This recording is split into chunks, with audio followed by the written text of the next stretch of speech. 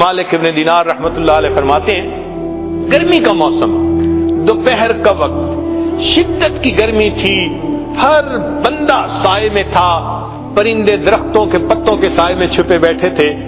مجھے کسی کام کی خاطر اپنے گھر سے نکلنا پڑ گیا۔ میں جیسے ہی باہر نکلا تو میں نے گلی میں ایک اپاہج کو دیکھا جس کی دونوں ٹانگیں جڑی ہوئی تھیں اور وہ سرینوں کے بل بیٹھا ایسے گھسٹ گھسٹ کے آگے جا رہا تھا۔ جب میں اس کے قریب ہوا تو میں نے دیکھا کہ دھوپ کی وجہ سے اس کی جلد سرخ ہو چکی جیسے جلتی ہے، پسینے میں شرابور جیسے نہایا ہوا ہے، اور وہ چلتا جا رہا ہے۔ میں نے سلام کر کے پوچھا کہ تو کہاں جا رہا ہے؟ اس نے کہا کہ میں حج کے سفر پہ جا رہا ہوں۔ میں نے کہا کہ میرے گھر کے اندر آؤ، آرام کر لو، جب شام کو سورج کی گرمی کم ہو جائے گی تم پھر اس وقت سفر کر لینا۔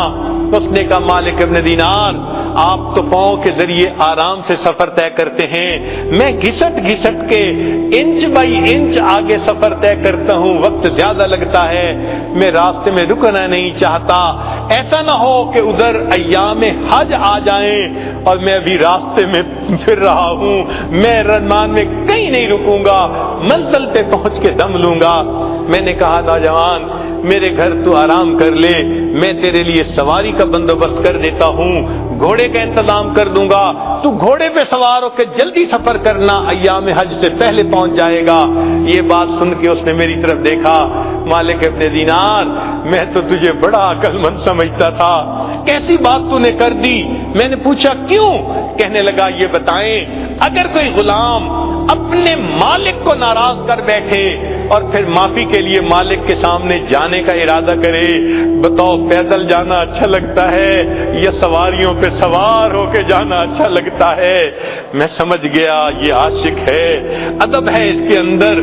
چنانچہ اس نوجوان نے بات کی پرواہ نہ کی اور دھوپ میں چلتا رہا۔ اللہ کی شان، اسی سال مجھے بھی اللہ نے حج کی توفیق عطا فرما دی۔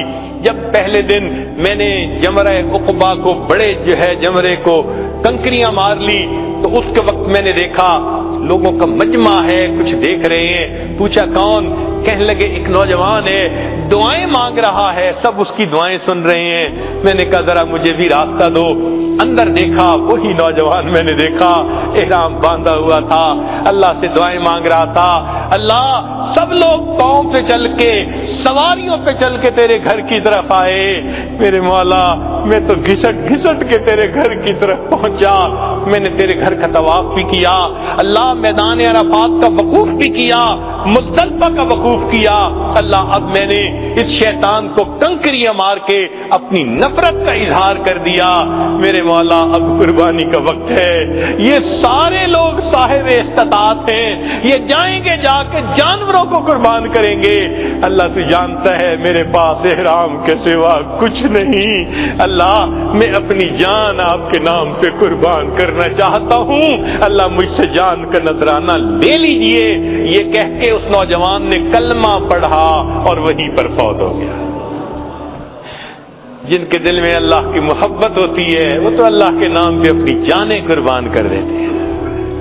تو یہ اللہ کی محبت ہر انسان کے دل میں ہے، مگر اس کو بڑھانے کی ضرورت ہے۔ اللہ تعالی ہمیں بھی توفیق دے تاکہ ہم اس محبت کو بڑھائیں، ہمارے لیے پھر عبادت کرنا آسان، تلاوت کرنا آسان، نیکی کرنا آسان، گناہوں سے بچنا آسان۔ اللہ کی محبت ہر چیز کو آسان کر دیتی ہے۔ قاعدہ قانون ہے ان المحب لما یحب مطیع، محب جس سے محبت کرتا ہے پھر اس کی عبادت خدمت کرنا پھر آسان ہو جاتا ہے، عبادتیں کرنی آسان ہو جائیں گی۔ اللہ تعالی ہمیں اپنی یاد والی زندگی نصیب فرمائے۔